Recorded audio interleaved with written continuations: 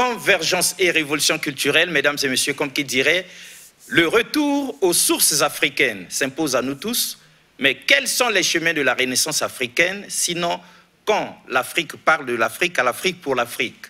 Parce qu'on ne le dira jamais assez, ils sont nombreux à travers le monde qui parlent de nous, mais contre nous, à telle enseigne qu'aujourd'hui, nous-mêmes, Africains, avions décidé de prendre à bras le corps le destin de notre pays, sinon de notre continent, et de redire les choses comme elles doivent être dites, sinon comme elles doivent l'être. Mesdames et messieurs, ici, c'est l'occasion pour nous, pour dire, au moment où quelqu'un avait dit qu'on a oublié de dire merci à la France, et que nous avions répliqué que c'est plutôt la France qui a oublié de dire merci à l'Afrique, il est de bonne loi que nous comprenions cette Afrique-là déjà nous-mêmes. Quelle est-elle, sinon le cœur du continent qu'est le Congo?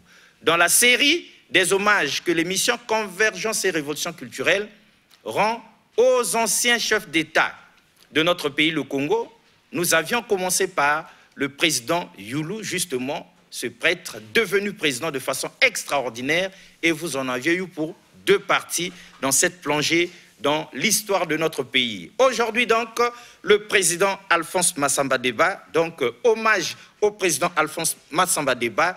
Nous sommes, bien entendu, encore une fois avec Dieudonné Antoine Gonga. Excellence, bonjour. Bonjour, monsieur Alexis. Nous étions sur le point de dire papa. Est-ce que ça vous déplaît? Non, mais je suis papa. Ah. Je suis dans ma 80e année, alors. Très bien. Je suis même grand-père. Voilà. Et c'est à ce titre-là que nous vous avions mis sur le banc des accusés, parce que la jeunesse doit sortir de l'ignorance. Et nous disions que l'ignorance est un danger que la jeunesse congolaise devrait éviter. Est-ce que vous êtes d'accord avec nous? Je suis d'accord avec vous. Très bien. Et donc, c'est pour ça que vous êtes là. Première question. Lorsqu'on se dit Alphonse Massamba Deba, il est le 2e président de la République du Congo. Est-ce que vous pensez qu'il mérite ces hommages de l'émission Convergence et Révolution culturelle? Ou encore c'est un bandit de grand chemin politique qui ne mérite rien du tout? Non, je pense qu'il mérite justement ces hommages. Hein. C'est notre président, il a été le 2e président de notre pays. On lui doit beaucoup, surtout la croissance économique de notre pays. Ah. Et alors, c'est un président qui, à mon avis, doit être honoré comme tous les autres. Donc vous conseillerez à la jeunesse congolaise de revisiter l'histoire pour mieux connaître Alphonse Massamba Deba? Mais oui, mais pourquoi faut-il toujours salir nos anciens présidents, nos anciens dirigeants? Ah. Vous savez, il y a un proverbe Congo qui dit ceci. C'est l'homme lui-même qui a perdu un parent, qui est un défunt, qui doit l'honorer. Ce n'est pas les autres. Ce n'est pas les autres. Si nous ne nous respectons pas, nous n'aurons pas nos dirigeants. Qui d'autre viendra le faire à nos lieux et places? Qui d'autre viendrait le faire à nos lieux et places? À nos lieux et places. Très bien. Donc c'est de bonne loi, mesdames et messieurs, que nous replongeons dans cette histoire-là, parce que vous savez, à la maison, déjà les parents eux-mêmes ont des connaissances limitées. Ils ne nous ont pas édifiés. Nous aussi, nous ne pouvons édifier nos enfants à nous. Et donc, à l'école, c'est vite fait qu'on est passé dessus sans nous dire quoi que ce soit de plus. Et donc, quand nous avons un témoin comme ça, un témoin oculaire, un témoin qui a vécu ces choses-là de très près, nous ne pouvons que les saurer au maximum. Hommage au président Alphonse Massamba Deba aujourd'hui, première partie, parce que nous savons qu'avec Dieudonné Antoine Gonga, il y a toujours à boire et à manger, et on pense qu'en une seule partie, on ne pourrait pas tout finir de l'histoire de cet homme, somme toute extraordinaire. Alors, autre question, est-ce que lorsque vous arrivez, nous vous invitons ici, chaque fois pour parler de ces présidents, de ces anciens présidents, de ceux-là que nous n'avons pas vécu, vous faites l'avocat du diable d'emblée, ou bien vous dites les choses avec objectivité? Non, pourquoi faire l'avocat du diable? Non, je dis les choses... Parce que nous avons l'impression que vous ne dites que de bonnes choses. Vous nous aviez dit du bon de Fulbert Youlou, et là, on vous voit venir, on dirait que vous allez dire encore de bonnes choses sur le président Alphonse Massamba Deba. Mais je ne dirais que de bonnes choses qu'ils ont faites, les bonnes œuvres qu'ils ont accomplies. C'est normal que je parle d'eux en bien.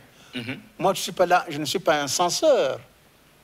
Vous n'êtes pas un censeur? Je ne suis pas un censeur. Mais vous n'êtes pas non plus là pour caresser dans le sens du poil? Non, mais je voudrais, à travers ces émissions, faire comprendre à la jeunesse que nous avons eu au Congo des gens très sérieux, qui ont aimé notre pays, qui l'ont dirigé. Tout président de la République aime son pays. Sinon, il ne serait pas président de la République. Très bien. Et Dieudonné Antoine Ngonga, jurez-vous de dire la vérité, rien que la vérité? La vérité. Très bien. Alors, une dernière question avant qu'on ne plonge dans le cœur de cette émission. Oui. Et si nous vous rappelions ici pour parler du président Marien Ngouabi, est-ce que vous répondriez aussi présent? Mais pourquoi pas? Ah. Le président Marien Ngouabi est l'un de nos grands présidents. Pourquoi ne viendrais-je pas? Pourquoi? Donc, vous les aimez tous ces chefs d'État qui ont dirigé notre pays. J'aime tous mes chefs d'État, je les respecte. Et le président Denis Sassou Nguesso qui est encore en vie aujourd'hui. Mais je le respecte, j'étais son collaborateur pendant le gouvernement de transition. Mais celui-là qui avait dit « j'assume » à l'époque, et il assumait non pas seulement pour lui-même, mais pour tous ces anciens présidents, il disait « je suis là et donc j'assume ». Vous vous en rappelez, n'est-ce pas? Et je m'en rappelle et je pense que c'est une preuve d'honnêteté intellectuelle. Dire que j'assume tout ce que mes prédécesseurs ont fait. Ah.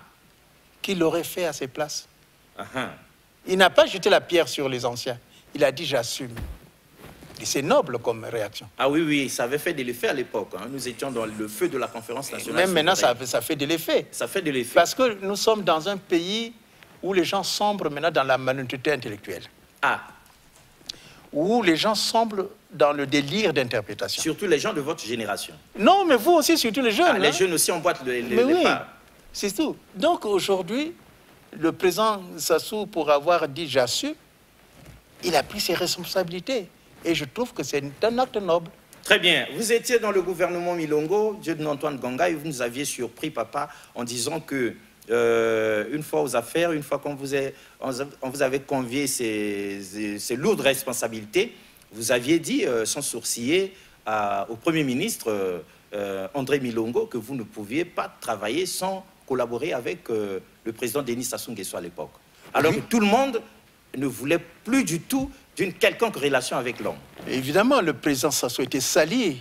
Ah ben nous étions là, on était quoique un peu gamins, mais nous étions comme des adolescents.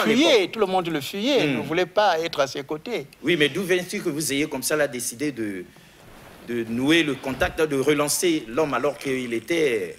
Mais tout d'abord, j'ai des relations particulières. Diabolisé par tout le monde. J'ai des relations particulières avec le président Sassou. Je ne suis pas là à en parler. Il sait ce que je dis. Et puis, j'avais des relations très particulières, très approfondies avec le Premier ministre Milongo. Et j'en ai profité pour dire au Premier ministre Milongo, Monsieur le Président, on vous a confié la transition. Et cette transition ne peut aboutir que si vous travaillez de commun accord avec le président Sassou Nguesso. Parce que le président, n'oubliez pas que le président de la République est comme le chef d'orchestre et le ministre des Affaires étrangères que j'étais n'était que le gars qui joue la partition. Évidemment. J'ai fait comprendre cela au Premier ministre Milongo parce qu'auparavant, personne ne voulait voir M. Milongo et le président Denis Sassou Nguesso ensemble. Et d'ailleurs, là, je rends hommage à mon professeur, le ministre Jean-Blaise Kololo, qui m'avait dit « Yaya, ne commets pas l'erreur que j'ai commise. Il faut que tu travailles avec le président de la République. » J'ai dit « je le ferai. » Et vous l'aviez fait? Oui, j'ai dit au président... Pour faire court, Dieudonné Antoine Ngonga, ça s'était bien passé entre vous et le président Denis Sassou Nguesso à l'époque? Oh, très bien passé, parce que quand j'ai dit ça au Premier ministre, le Premier ministre Milongo m'a dit « Monsieur le ministre, allez voir le président et... » Ah, il avait donné son aval. Oui, je suis allé. Mais on imagine, il y en a qui ont crié au scandale autour de vous. Oh, mais vous savez, il y en a qui avaient crié au scandale, ça c'est clair. Je peux citer les... vous savez, je ne cherche pas à accuser des gens, mais il y a des gens qui avaient dit que j'étais une top du président Sassou Nguesso. Ah ben c'est sûr. Donc, que je venais pour contrecarrer l'action de Milongo, qu'il devait faire attention avec moi. Mais lui, comme c'est un homme honnête aussi, qui comprenait le sens de l'État, il m'a fait confiance jusqu'au bout. Comme le président Denis Sassou Nguesso, il a fait un geste qui m'est resté. Quand j'étais lui rendu une visite de courtoisie, quand j'étais nommé ministre, il m'a dit, Monsieur le ministre, vous ne pouvez pas accomplir cette mission, surtout à travers l'Afrique, sans commencer par le président Bongo. Ah, là, c'est le président Denis Sassou Nguesso qui vous montre la voie. Il m'a dit, je vais vous remettre un message que vous irez remettre au président Bongo. Authentique. Il faut commencer par lui. Après, on verra. Mais quand j'ai apporté le message Mais j'étais la victime des railleries. On m'a dit, vous voyez la preuve. C'est clair. Vous voyez, c'est la trahison. Il y en a qui sont allés demander au Premier ministre Milongo de m'enlever du gouvernement. À ce point. À ce point. Parce que j'étais la top. Mais vous savez que le président Sassou était sali à l'époque. Oui, on le sait très bien. Quoique adolescent, mais nous le fait d'être tous les papas dans le quartier avaient l'oreille collée à Radio Congo et sinon tout le monde regardait Télé Congo. Oui, mais le fait d'être à ses côtés, ça signifie que toi... Ah oui. C'est pas maintenant. Maintenant, il a le pouvoir. Ah, maintenant, il a le pouvoir. Vous savez, tout le monde là est revenu. Il a beaucoup d'amis. Il dit de très bonnes choses. Il a beaucoup d'amis. Oui, dites-nous quelles sont les relations maintenant où nous parlons, avant que nous ne plongions dans le cœur de l'émission avec le président Denis Sassou Nguesso. Où est-ce que vous en êtes? Bon, les relations sont là dans ce sens que on ne se fréquente plus. Tu sais, lui, il est haut. Ah oui. Moi, je suis en bas. Donc c'est lui le président qui peut peut-être chercher, dire mais oui, qu'est devenu le ministre Ganga, est-ce que je peux le voir? Mais je suis là. Oui, ce serait très bien parce que nous entendons des choses et d'autres et nous aimerions bien que ça continue comme ça parce que demain, n'oubliez pas Dieudonné Antoine Ganga, vous nous aviez parlé hier de Fulbert Youlou, aujourd'hui de Massamba Deba, demain c'est Marie Ngouabi, après-demain c'est Yombio Pango, mais vous atterrissez forcément par Denis Sassou Nguesso pour dire l'homme tel que vous le concevez, tel que vous le lisez. Vous le ferez pour la postérité. Je le ferai pour la postérité, mais pour le président Yombi, je vais voir si je peux en parler parce que je n'avais pas vécu cette époque. Ah, vous n'avez pas vécu ça? J'étais à l'étranger, j'étais en formation. Ah. Mais j'avais entendu les échos, peut-être à partir des échos. Peut-être à partir des échos, je peux dire. Bon, les miasmes de ce qui vous en reste, de ce que vous en savez, vous nous direz pour l'histoire. Oui, mais... Parce qu'on devrait aussi rendre hommage à ce président. Mais il faut lui rendre hommage, d'ailleurs... Il a été Premier ministre, le président Lissouba, quand j'étais ambassadeur. Voilà. On a bien collaboré. Et il y en a plein qui n'avaient pas compris ça, mais peut-être que c'était même à une époque douloureuse pour le pays. Peut-être que vous nous en direz, vous nous ferez une analyse de diplomate. Mais il a fait preuve d'humilité. Avoir été président de la République et redevenir Premier ministre dans ce pays, ce n'est pas donné à tout le monde. C'est pas donné à tout le monde. Et le président, je vais dire ça, maintenant on a la télé, que les gens sachent. Le président Yombi, alors Premier ministre, est celui qui a demandé au président Lissouba de m'envoyer à Washington, que je méritais cette ambassade et que je parte d'Addis Abeba. Ah, super. C'est lui. Très bien. Nous avons en main ce livre, mesdames et messieurs, très important, Pensée et action politique. Président Alphonse Massamba Deba. C'est lui l'écrivain ou bien c'est lui l'auteur? Non. C'est quelqu'un qui a écrit pour lui rendre hommage. Oui. Très bien. Donc, Pensée et action politique, certainement du président Alphonse Massamba Deba. Et d'entrée de jeu, nous entrons là pour vous dire, dans l'introduction générale, nous lisons « Loin de toute idée partisane, rangée et étriquée, loin de toute polémique, je livre, c'est l'auteur, je livre ma réflexion en guise d'introduction générale à cette édition qui regroupe les écrits du président Alphonse Massamba Deba. » Ah, donc il y a ces écrits là-dedans. Cette réflexion est le fruit d'une longue fréquentation de l'homme pour l'avoir côtoyé en tant que familier, militant ou collaborateur. Elle éclaire le lecteur sur les origines socio-culturelles d'Alphonse Massamba Deba, lesquelles ont influencé sa pensée politique, religieuse, philosophique et humaniste. Il était donc finalement à la fois un politique, un religieux, un philosophe, un humaniste. Il était très pieux. Ah. Un bon protestant, il faut le reconnaître. C'est un bon protestant, un bon instituteur, un bon fonctionnaire, donc, et un bon homme politique.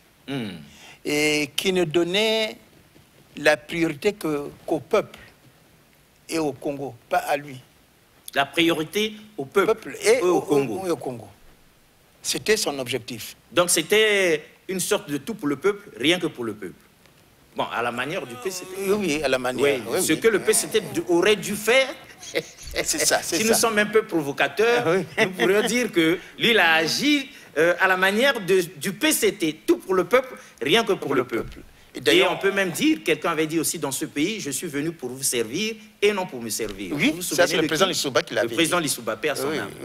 Voilà, donc il était profondément religieux, politique religieux, philosophe et humaniste. Ça, c'est notre façon à nous d'introduire Dieudonné Antoine Ganga. Si on commençait maintenant cette émission telle que vous aviez voulu qu'elle commence pour que vous puissiez édifier tout le monde, que diriez-vous? Hommage au président Alphonse Massamba Deba. Mais je suis à votre disposition. Vous êtes à notre disposition. Posez-moi des questions, je répondrai. Alphonse Massamba Deba, déjà, il est originaire d'où? Le président Alphonse Massamba Deba est originaire de la même région que moi, du Poul.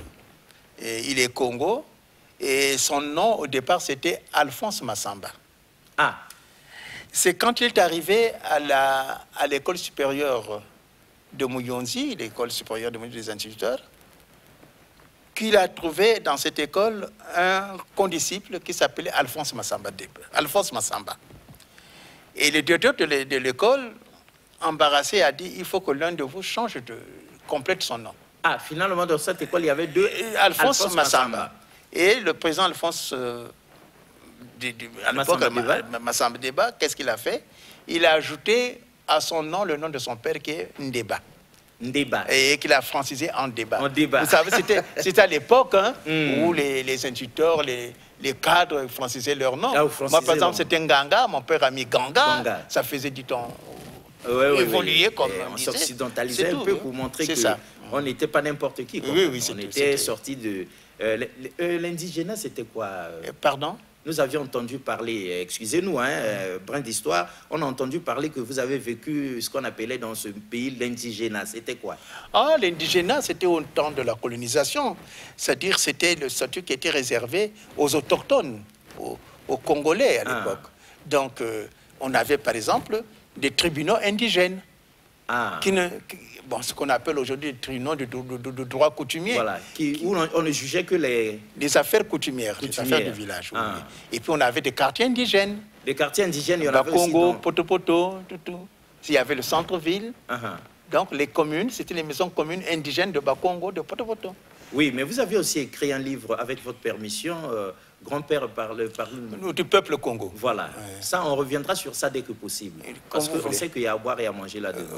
Mis à part cette affaire d'indigénat, on a entendu aussi parler des évolués. C'était quoi à l'époque? Les évolués, c'était les cadres, c'est-à-dire les gars qui travaillaient un peu avec le Mundélé. Cela a été évolué. C'était des évolués par rapport aux indigènes qui étaient là. Parce que 95% de nos parents étaient cultivateurs, pour ne pas dire paysans. À l'époque, c'était cultivateurs. Quand vous allez vous allez voir, par exemple, des actes de naissance qui étaient délivrés à l'époque, monsieur Malonga ou bien monsieur Itoa, fils de Itoa, cultivateur, profession cultivateur. La maman, profession ménagère. Ah oui, on a vu... C'est maintenant que ça a changé. Ça a changé maintenant. Donc, et il y avait les évolués, là on mettait comité d'administration, instituteur, moniteur supérieur et tout. Ça faisait un peu classe. Et l'idéal, c'était de se retrouver dans ces évolués-là. Oui, c'était ça. C'est pourquoi le gros effort que ça demandait. On nous a mis à l'école pour justement être comme les évolués. Vous vous souvenez, M. Alexis, dans le quartier, par exemple, moi j'ai vécu à Bakongo, il y avait un quartier plein de machouanistes. Les machouanistes envoyaient leurs enfants à l'école pour qu'ils soient comme le Mundélé. Pourtant, ils luttaient contre le colonialisme. Mais ils disaient, allez à l'école. Ils étaient contre le colonialisme, contre le colon, mais ils envoyaient leurs enfants à l'école pour qu'ils deviennent comme eux. Voilà. Mais on peut dire que c'était bien pensé d'envoyer les enfants à l'école. Mais c'était bien pensé. La preuve est que l'élite qui nous a dirigés jusque-là est sortie de là. Très bien. Vous savez quel diplôme ils avaient quand ils finissaient? Dites-nous. Le certificat d'études primaires indigènes, le CEPI. Le certificat d'études primaires indigènes. On vient de loin, papa. C'était un grand diplôme à l'époque, qui avait peut-être l'équivalence de la licence. Ils écrivaient très bien un français châtié. Oui, c'était pas l'équivalent du CEP d'aujourd'hui. Non, ça n'a rien à voir. Ah, d'accord. Ça n'a rien à voir. Parce qu'aujourd'hui, à l'université, même les licenciés ont des problèmes énormes pour maîtriser la langue, pour maîtriser ce que vous aviez maîtrisé à l'époque au niveau CE, SEM. Vous savez, j'ai un livre que nous avons lu à l'école primaire. Mamadou et Bineta sont devenus grands. Il y a des dictées là-dedans. Prenez une dictée, donnez ça à un licencié de Mariango, à un étudiant, il vous commettra beaucoup de fautes. On est sûr d'avoir entre 50 et 75 fautes. Ok. C'est incroyable. Mais pas que chez nous, hein, papa. On proteste en France également que... Mais oui, mais parce que... À l'université en France, les étudiants ne maîtrisent plus le français. Ils sont dans n'importe quoi. Ils sont enclins à la facilité. Au point de ne plus faire la différence entre A, verbe avoir, et A, préposition. Oui, mais vous savez, nous, on avait des symboles à l'école primaire. C'était une boîte vide de Nestlé, de café. On y mettait les excréments de la chèvre. Alors, quand on t'entendait parler la langue autochtone à l'école, on te mettait ça. Les colons nous demandaient de parler nos langues à la maison, mais pas à l'école. Pas à l'école. Alors, vous savez, une anecdote, je vais finir par là. On passait dans la rue, à l'époque, dans la rue Berthelot, et il y avait un ancien combattant qui avait écrit sur sa page, ici vit l'ancien combattant Yameno. Tu vois, Yameno. Parce qu'il s'affichait l'ancien combattant Yameno. Alors, un gars est passé, il a lu à haute voix, ah, ici vit un ancien combattant Yameno. Le gars qui avait le symbole a dit, non, tu as parlé, Larry. On l'arrive, parce que tu je te remets le symbole. Il a dit non. Oui. Il a dit non, non, non, je n'ai pas parlé, c'est son nom. Ils sont arrivés à l'école. C'est l'instituteur qui a dit non, mais il avait raison. Donc, d'après vous, qu'est-ce qu'il devait dire? Ici, Vicky, frère Dan. Alors, tout le monde sait. On lui a remis son symbole. Ça fait du bien d'entendre ça. Maintenant, papa, aujourd'hui, si on vous demandait, Alphonse Massamba Déba, l'homme politique, quel héritage? Qu'avez-vous gardé? Bon, moi, ce que je peux garder comme héritage, c'est que c'est un homme très intègre. Très intègre. Très intègre. D'ailleurs, son intégrité qui est due au protestantisme. Et l'avait amené à être considéré comme un grand progressiste. Parce que quand il était président de l'Assemblée, ses discours, c'est des discours contre le pouvoir, contre la dérive du pouvoir. Parce que des gens commençaient à parler mal. Parce qu'il était président de l'Assemblée. Il était président de l'Assemblée. À l'époque du président Flubert Yulou. Parce qu'avant d'être président de l'Assemblée, il était directeur de cabinet du ministre Prosper Gandjon. C'est avec lui qu'ils avaient conçu les CEG. Vous savez, dans le temps, quand vous étiez à Kakamweka ou à Liranga, vous faisiez seulement le concours d'entrée au lycée Savona de Brazza, ou à l'école générale Leclerc, ou au collège Chaminade, ou au lycée Victor Augagneur, ou à l'école de Dolisie, normale de Dolisie, ou à l'école de Mouyonzi pour les filles. Et donc, dans les villages, donc, quand ils étaient reçus à ces concours, ils venaient faire donc la 6e, soit à Brazzaville, soit à Pointe-Noire. C'est pourquoi il y avait beaucoup d'internats. Mais le président Yulou, Massamba Déba et Gandjon dit non, c'est pas possible. Ils ont créé les CG dans nos districts. C'est pourquoi il y a eu beaucoup de CG pour que les enfants, après le cycle primaire, puissent y faire le premier cycle, 6e jusqu'en 3e là-bas, et venir seulement à Brazzaville ou à Pointe-Noire ou à Dolisie, compléter des études secondaires de la seconde en terminale. Oui, on est sur le point.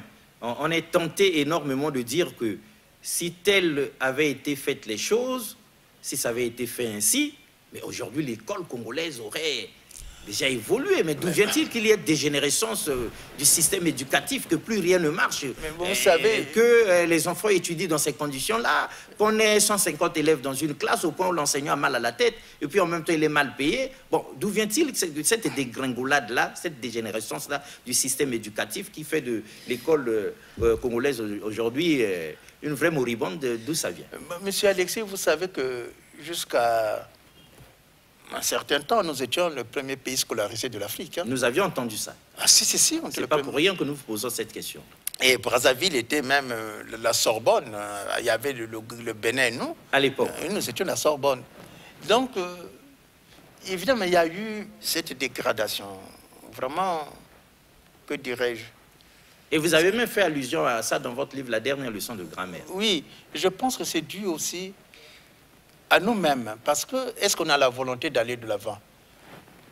Là où il y a une volonté, il y a une route. Et puis il y a un autre adage qui dit, il faut savoir fructifier l'héritage qu'on vous a laissé. Exact. L'héritage que nous avons eu, est-ce que nous avons su le fructifier? Déjà, le système que nous avons, avoir des cours à mi-temps, un groupe le matin, un autre l'après-midi, avoir des classes bondées, mais ça doit nous faire réfléchir. Et normalement. Parce que nous, on était au maximum dans les salles de classe, 33 au maximum. 33 au maximum. Et là, c'était le maximum. On ne devait pas dépasser ça. Et on arrivait à l'école de midi, le matin et l'après-midi. 33 maximum. Et on avait des maîtres très sérieux. Et vous aviez tout, il ne vous manquait rien. Il y avait des livres pour vous, il y avait des cahiers, il y avait des... Je vous surprendrai, monsieur Alexis. La première fois, oui, je sais. J'ai acheté les livres la première fois, un classeur, quand j'étais au CSB, à l'école supérieure d'administration, l'école de droit. Avant, j'étais au séminaire, j'étais à l'école primaire, je n'avais jamais acheté de cahier. Le seul document manuel que j'avais pu acheter, c'était le manuel d'histoire et de géographie et de sciences naturelles. Ah. Sinon, les cahiers nous étaient donnés à l'école. Mais nous vous apprenons que maintenant, on ne donne plus rien à l'école. Mais nous, on ne payait pas. Bon, ok, votre génération ne payait pas, mais la nôtre, là, elle subit. L'enseignement était gratuit. Et aujourd'hui, tout est payant. Tout est payant, c'est-à-dire l'école publique n'existe plus. Très bien. On revient sur cette histoire. Donc, à l'époque du président Alphonse Massamba Deba, les choses étaient encore à l'endroit. Mais aujourd'hui, c'est à l'envers. Donc, c'est compliqué. Il nous faut rattraper beaucoup de choses. Alors, dites-nous, l'homme politique, quel est son parcours?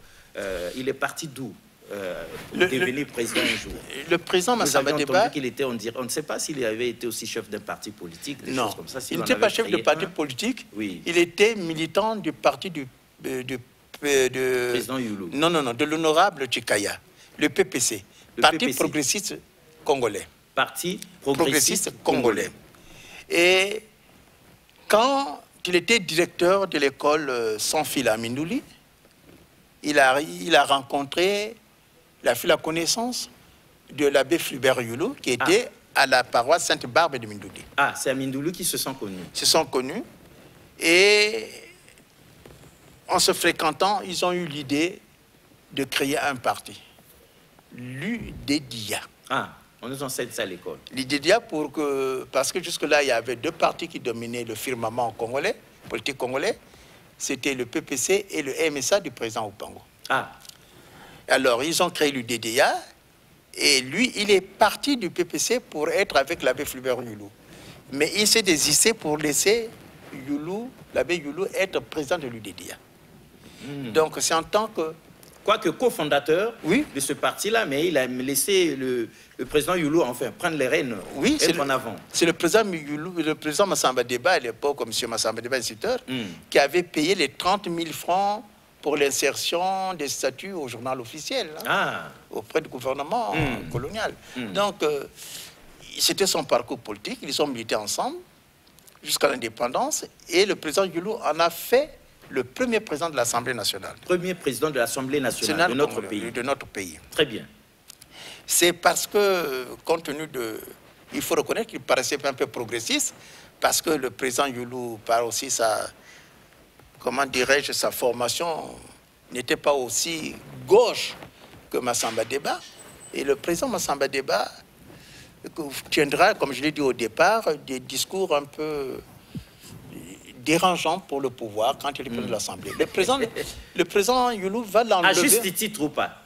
À juste titre. À juste titre. Et le président Youlou va enlever le président Massamba Deba de l'Assemblée, qui sera remplacé par un député de l'UDEDIA, le député Marcel Ibaliko. Ah, c'était faisable à l'époque? Mais il y a eu des élections. Il a dit non. Je votais moi un autre président, moi je propose Ibaliko à la place. Oui, c'était bien pensé de passer par les élections. Oui, c'est les élections. C'est comme ça. Et il en a fait le ministre du Plan. Massamba Deba? Oui, Youlou a fait de Massamba Deba maintenant ministre du Plan. Après l'avoir enlevé... Il en a fait ministre du Plan. Ministre du Plan. Et c'est justement sous Massamba Deba que le président Lissouba, M. Pascal Lissouba et M. Paul Nkaya, qui étaient respectivement directeurs de l'agriculture et des affaires zootechniques et du plan, vont concevoir le plan intérimaire. Le plan intérimaire sur lequel Youlou devait développer le pays. Nous, on n'a vécu que le plan quinquennal. Ça, c'est bien après. Mais à votre époque, il y a eu le plan intérimaire. Le plan intérimaire... Ça signifiait quoi, au fait? Intérim, je suppose que ça signifie un plan en attendant qu'on ait un plan définitif. On attend quelque chose qui va... Et c'est dans ce plan qu'on avait conçu, par exemple, on avait mis l'accent sur le barrage de Kouilou. sur la création de l'OFNACOM, de l'ONCPA, de beaucoup de choses. Et ce plan, quand le président Youlou part du pouvoir, le président Massamba Deba s'en sert avec Lissouba et Mpolonkaya, et ils ont lancé justement beaucoup de choses.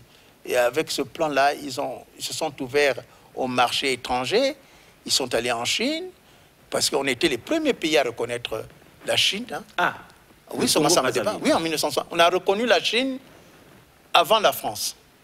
Avant la France. Oui, quand sur le président Massamba Deba, nous avons reconnu la Chine.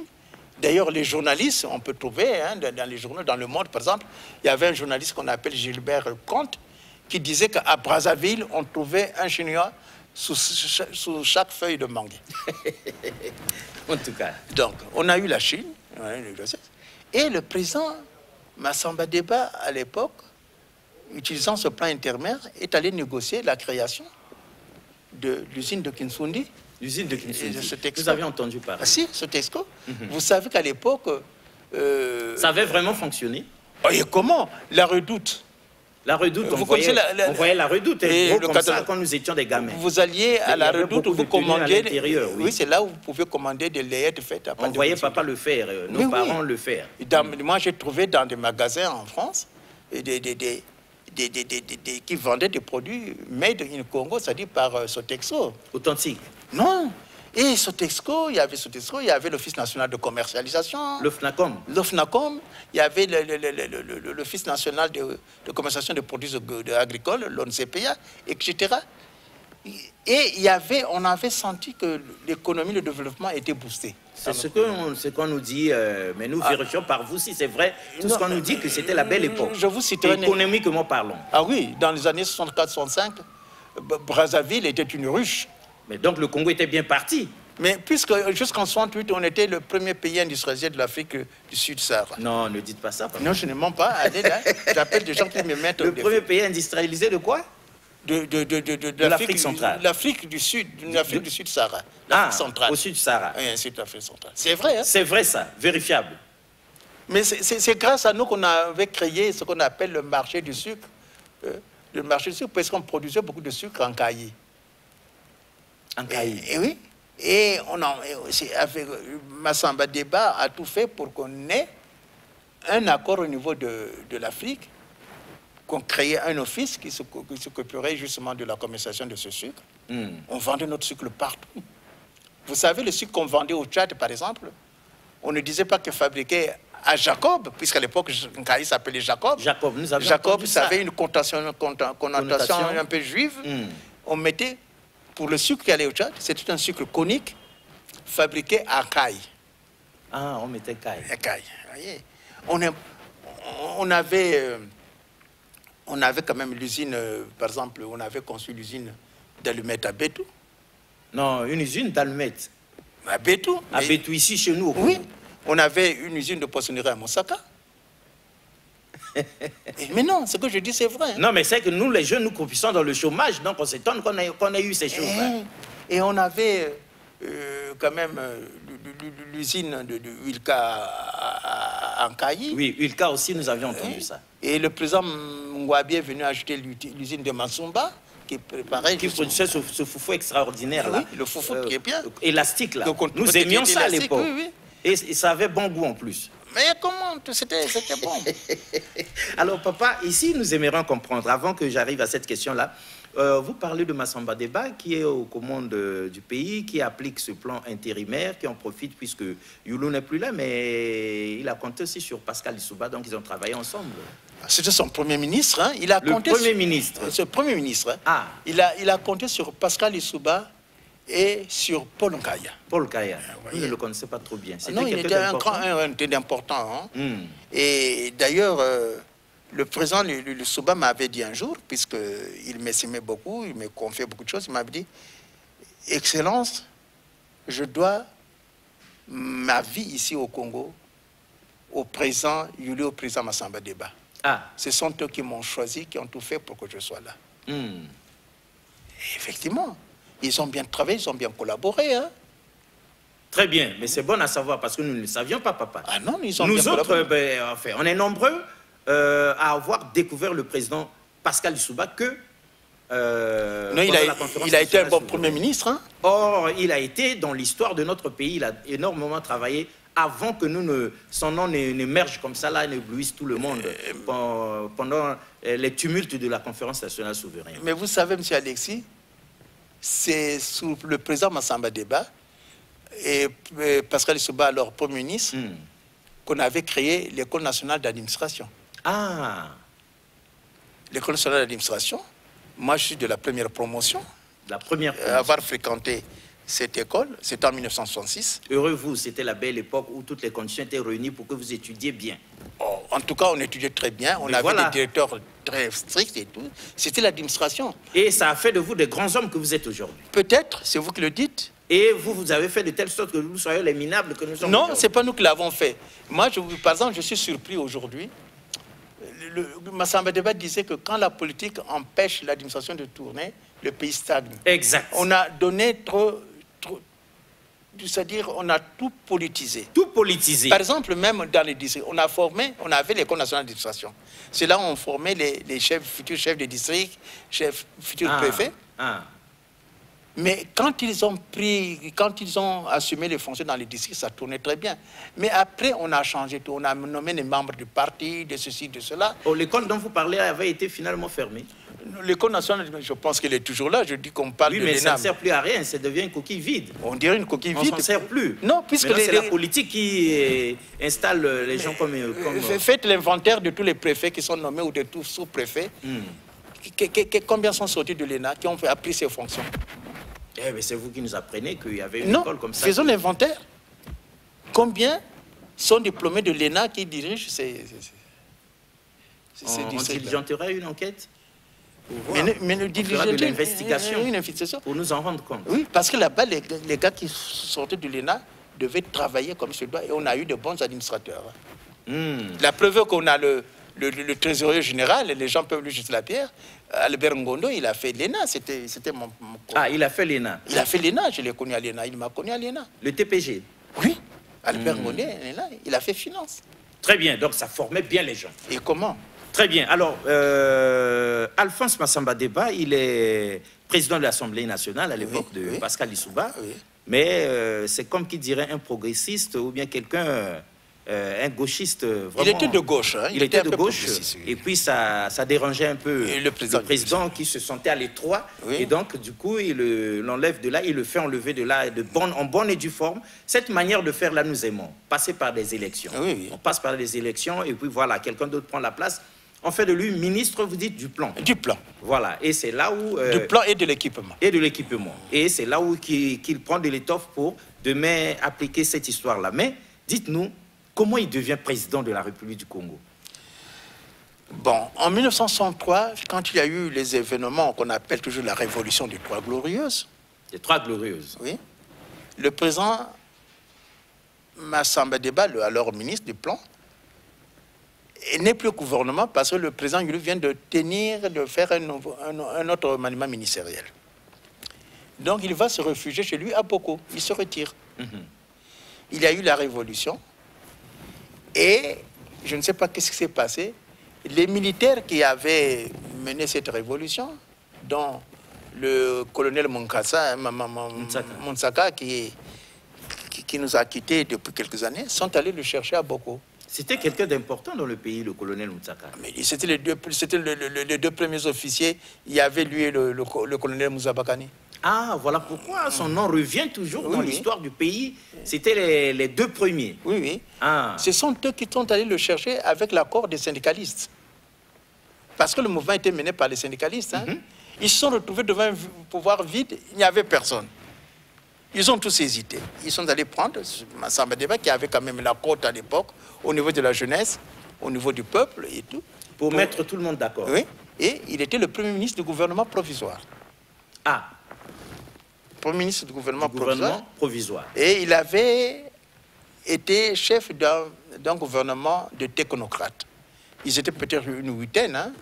Des technocrates. Des technocrates. Quand vous dites ça, vous sous-entendez quoi? C'est-à-dire des gens qui maîtrisaient ce qu'ils devaient faire, qui connaissaient leur métier. Par exemple, on a découvert le grand ministre des Affaires étrangères que nous avons eu, David Charles Ganao. Ah oui, celui-là, nous avons eu la chance de le vivre aussi avant qu'il quitte ce monde.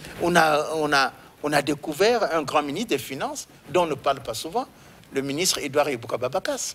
Ah, ce nom-là, nous avions entendu. Ah, c'est un grand ministre, oui, oui. Donc, il était entouré de ces gars-là. C'était de vrais technocrates. Mais le gouvernement n'a duré que 3 mois. Hein.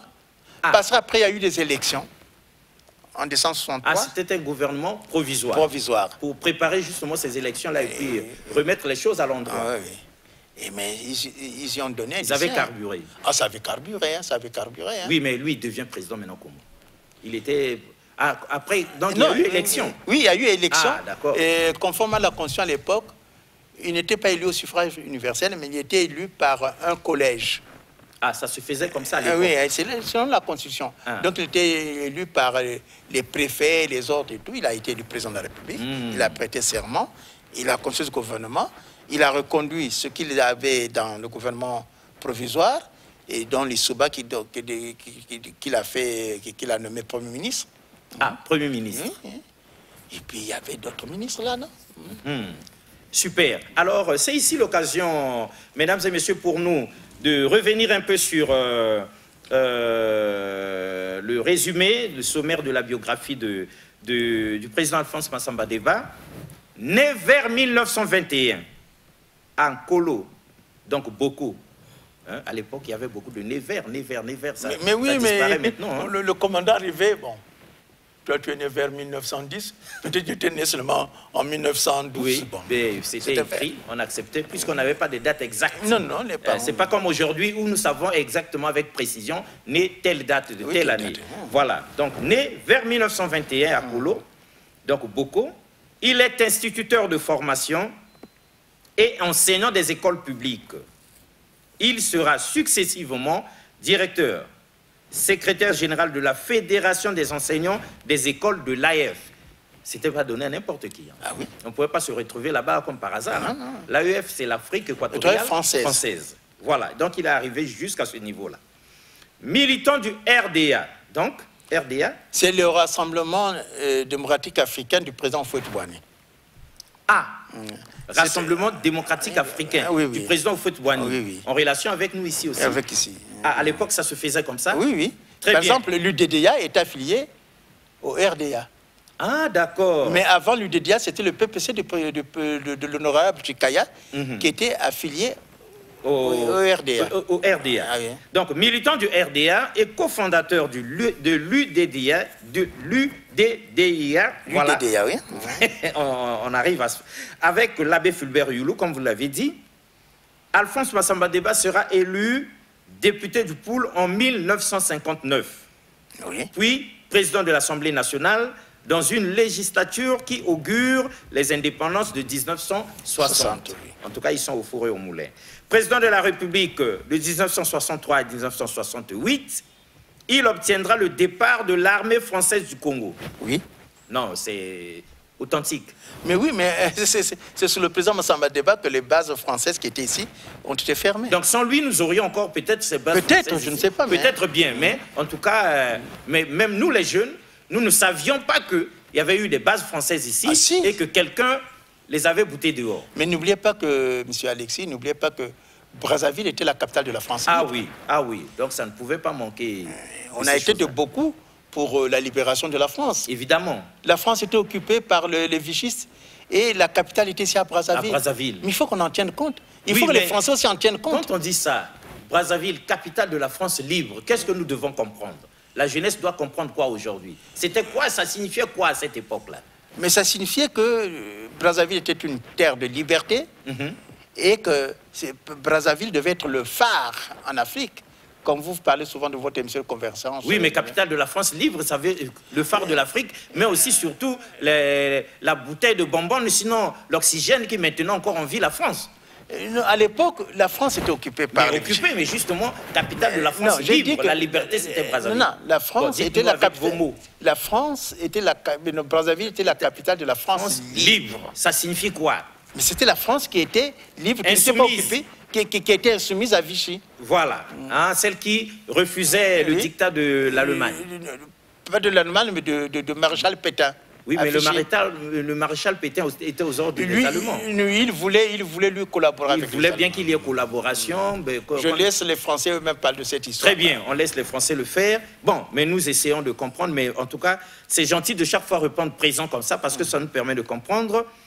Retenez, mesdames et messieurs, qu'il y avait ici, dans notre pays, l'histoire retiendra que le pays avait aussi servi pour les bases françaises. Mais sinon, président de la République de 1963-68, Alphonse Massamba Deba obtiendra le départ de l'armée française du Congo et dotera le pays d'une série d'infrastructures économiques, c'est vrai, sociales et culturelles durables.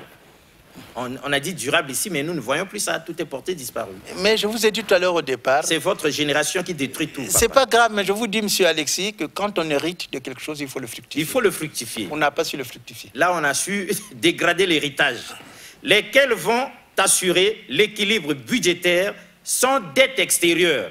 Authentique. On n'avait pas de dette extérieure. Par exemple, le Congo n'avait pas de dette extérieure. Oui, prenons le cas de ça de Alphonse Massamba Deba, qu'on l'appelait à l'époque, et ça de la Révolution. De la Révolution. Ça a été construit avec des fonds propres congolais. On ne s'était pas endetté. Le stade de la Révolution. Oui, oui. Aujourd'hui, stade Massamba Deba. Oui, oui. Nous-mêmes, de notre propre poche, nous l'avions construit. On avait pris de prix. Deuxièmement, on avait construit avec notre propre argent l'usine des cahiers. À l'usine des cahiers, c'est du côté d'un pila là-bas. Oui, mais aujourd'hui, il n'en reste plus rien. Oui. C'était avec notre argent. Quelqu'un a dû occuper même cet endroit-là et il a construit sa villa. Qui? Non, on ne sait pas. On imagine, à la place, ça doit avoir une villa. C'est tellement hein. quelque chose. Mais l'usine de cahiers, par exemple... L'usine des cahiers était là. Notre mais nous, on a entendu parler, on était des gamins, on savait que là-bas, on fabriquait des cahiers. Et, oui. Et on nous interdisait l'entrée, mais on savait au moins que les cahiers que nous utilisions à l'école étaient fabriqués là-dedans. Et aujourd'hui, il y a des élèves, mais il n'y a plus d'usine des cahiers. Malheureusement. Donc, papa, vous pensez qu'aujourd'hui, la jeunesse congolaise d'aujourd'hui n'a plus besoin d'usine des cahiers? Mais si, mais je dis toujours, je le répète... Dans ce pays, paraît-il qu'on fabriquait aussi de la pâte à papier. Non, on n'a pas fabriqué la pâte à papier. Ouais. On avait le projet de fabriquer la pâte à papier. C'est pourquoi on avait planté au niveau de Pointe-Noire les forêts d'eucalyptus. D'eucalyptus. Oui. Pour que demain, ça nous produise des cahiers. Mais après, ça n'a pas abouti. Ça n'a pas abouti à cause de votre génération, papa. Peut-être pas, mais vous aussi, hein, parce qu'aujourd'hui, qu'est-ce que vous entendez, monsieur Alexis? Parmi vous, les jeunes, il n'y a que les laudateurs. Vous suivez vos discours. Selon la vision du président. Selon la vision du président. Nous-mêmes, nous n'avons pas de vision. Le pauvre président, est-ce le président Sassou, aujourd'hui, qui doit aller nous balayer nos rues? Ah non, ce n'est pas à lui de le faire. Vous voyez? Malheureusement, c'est ce qu'on nous a laissé. Nous sommes des Simbasak. Bon, nous sommes là pour... nous sommes devenus des DJ papa. Hein, oui. Nous sommes dans la drogue, dans l'alcool, dans le sexe. Et nous chantons les louanges de tous les dignitaires du pays. Mais j'avais écrit à ce propos un livre, Mon cri du cœur pour la jeunesse. Il faudra le relire. Non, on n'est pas sérieux. Nous, vous les jeunes... Votre génération n'est pas sérieuse. Non, mais vous les jeunes, qu'est-ce que vous faites? Bon, sinon, nous cirer les chaussures, nous encenser. Parfois, vous voyez que c'est noir, mais vous dites que c'est blanc. Oui, on est obligé parce qu'on a faim, papa. On a faim, on a soif. Non, justement. Nous aimerions, nous aussi, quand même avoir... Vous voulez dire que ventre affamé n'a point d'oreille? N'a point d'oreille, c'est justement. Point d'oreille, point de jugement. Donc, la faute est réciproque. Hein. On peut dire, mais 75% de cette faute, c'est la génération, votre génération qui doit l'assumer. Donc, mesdames et messieurs, Massamba Deba dotera le pays d'une série d'infrastructures économiques, sociales et culturelles durables, lesquelles vont assurer l'équilibre budgétaire sans dette extérieure, le quasi plein emploi. Non, ne dites pas ça, papa. Hein? C'est-à-dire les emplois que nous cherchons aujourd'hui, à l'époque déjà, il avait cette vision-là. Je vous ai dit au départ... Et tout le monde travaillait quelque part. Monsieur Alexis, je vous ai dit au départ que Brazzaville, pour ne pas dire le Congo en général, mais Brazzaville en particulier, était une ruche, comme une ruche d'abeilles. Le matin, à 5 heures, 4h30 à 5 heures, vous voyez des bus sillonner nos rues pour prendre les travailleurs qui allaient par-ci, par-là. Il y avait des bus qui ramassaient les travailleurs. Des bus, on se rappelle aussi quand on était gamin, on voyait comment ces bus-là qui prenaient des travailleurs avec des noms compliqués. Oui, Brazzaville, entre 7h et 14h, était calme, était vide. On ne voyait pas de jeunes traîner dans les rues. Hein. Non, à votre bonne vieille époque, là. Ah oui, Par exemple, la GMNR, on peut tout lui reprocher, mais... Elle veille à ce que... Ah oui, qu'il n'y ait pas de gosses qui traînent dans les rues. Hein. Bon, aujourd'hui, faites un tour dans tous les Nganda en plein air, vous verrez s'il n'y a pas de gosses. Oh, mais il n'y a que ça. Très bien. Le quasi-plein emploi, s'il vous plaît. L'autosuffisance alimentaire. Donc, vous mangez bien à l'époque. On mangeait bien et 3 fois par jour. 3 fois par jour. Et bien. Aujourd'hui encore, c'est un miracle si quelqu'un peut faire 2 fois par jour. Sinon, une fois, il y en a qui font une demi-fois par jour, histoire seulement de tromper la faim. Mais vraiment, l'enfant a encore faim, mais son assiette est déjà vide. On se demande bien pourquoi. L'autosuffisance alimentaire, ainsi qu'un taux de scolarisation de la jeunesse congolaise supérieur à 90%. C'est vrai. Bon, aujourd'hui, on peut dire que la jeunesse congolaise est peut-être pas à 90%, mais sinon elle est énormément scolarisée, sauf que les conditions de scolarisation sont... Je suis d'accord avec vous. Oui, les conditions, c'est pas... On se rappelle, hein, papa. C'est-à-dire, il faut que... Ne pensez pas que notre jeunesse n'a pas vu. Hein. Nous, on a vu aussi l'époque où vous aviez des encriers et des plumes. On a vu les yayas utiliser Moi, je me rappelle quand j'étais au CM2, j'étais chargé de remplir ces encriers, de l'encre violette. Il y avait les tables avec des petits trous. Et quand c'était pas rempli, j'avais des coups de chicotte. Ah. Et donc, vous aviez intérêt à bien le faire. À bien le faire. On avait des buvards. Des buvards. Au cas où on voyait les yayas se démener là. On avait des buvards, on avait des porte-plumes avec la plume major ou la plume comtoise. Voilà. Et tout ça gratuitement. Et comment? Bon, le président Massamba Deba meurt assassiné. Ici, on dit par le comité militaire du parti. Bon, avant d'arriver à sa mort, là, nous sommes d'abord...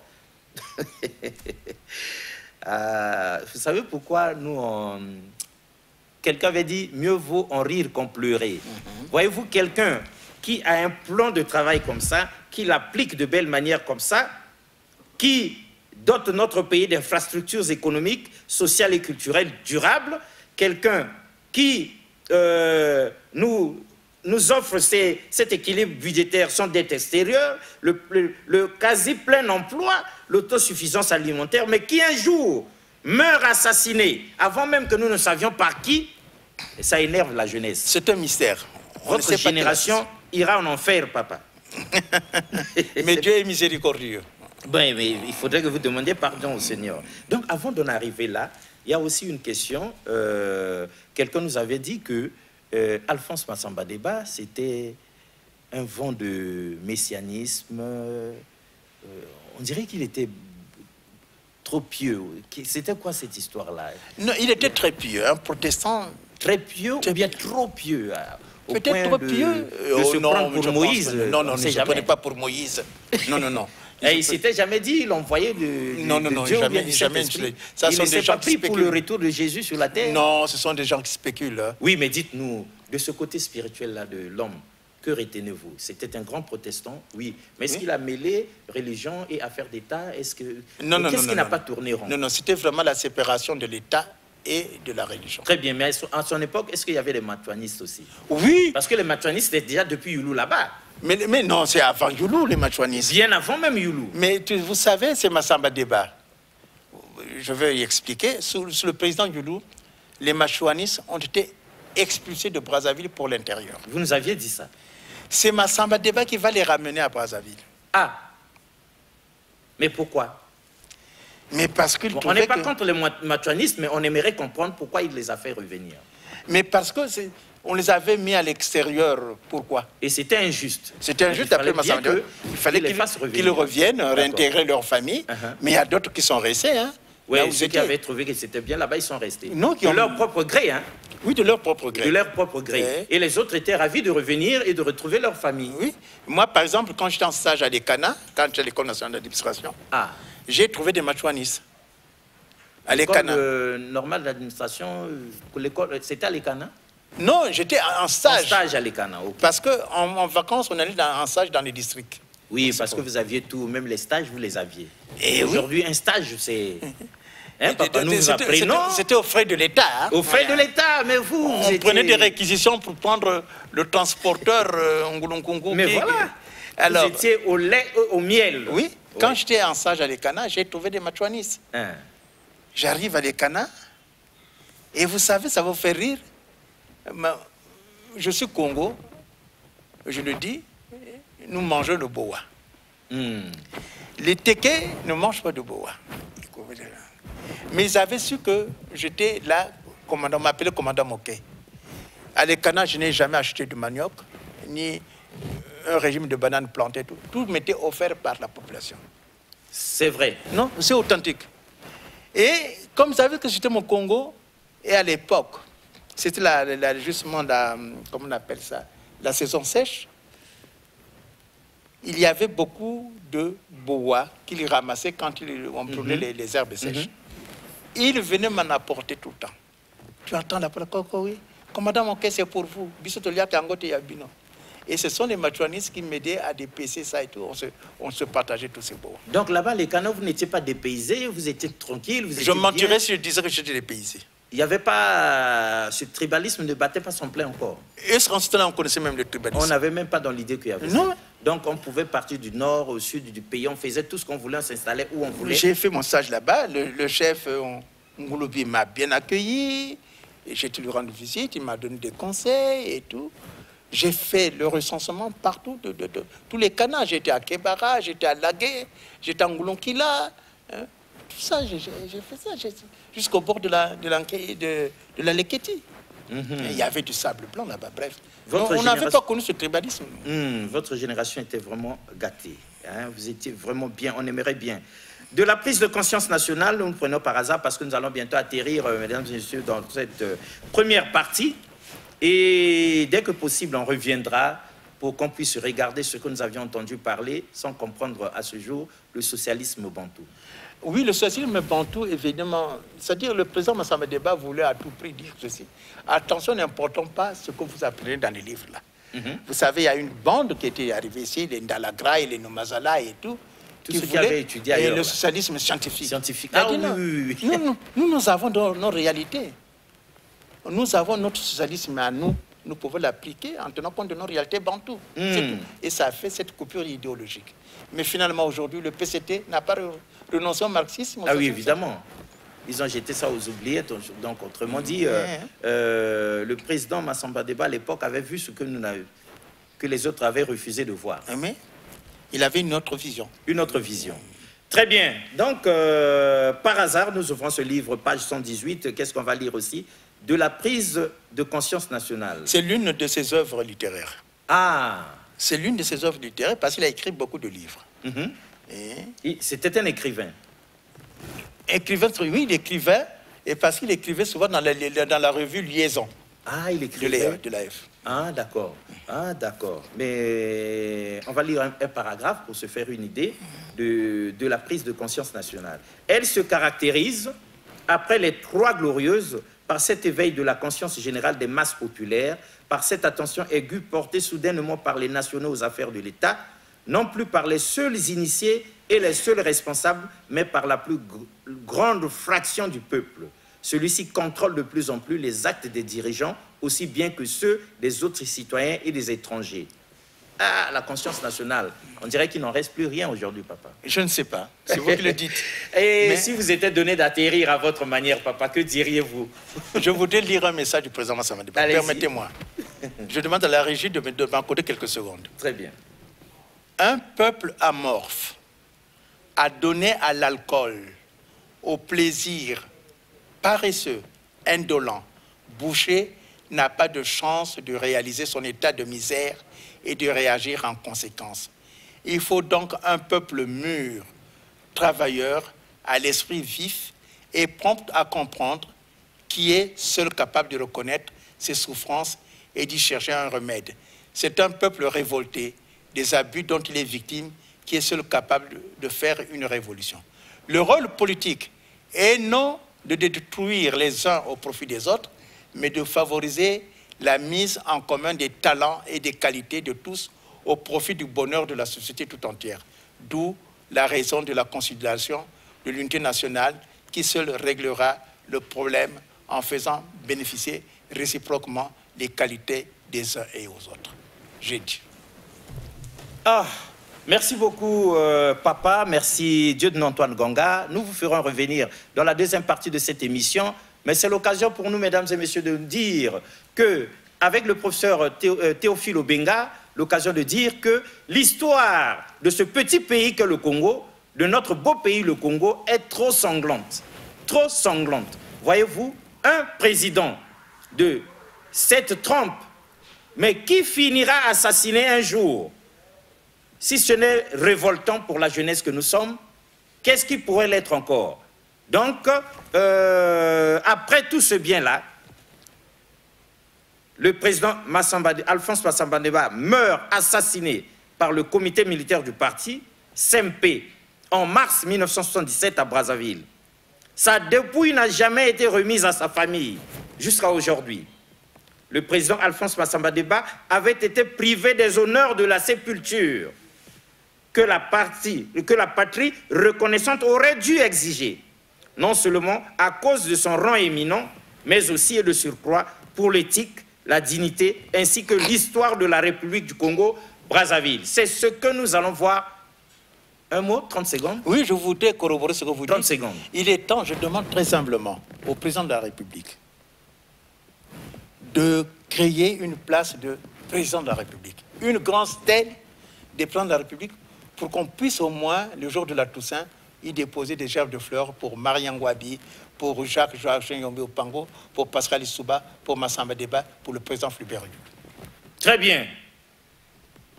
Ce n'est que partie remise, Dieu donné Antoine Gonga. Vous aviez mis la charrue avant le bœuf. Une bonne chute dans cette émission. Mais nous vous ferons revenir parce que vous nous devez des explications sur cet assassinat. Je suis à votre disposition. Nous chuterons certainement sur cette proposition.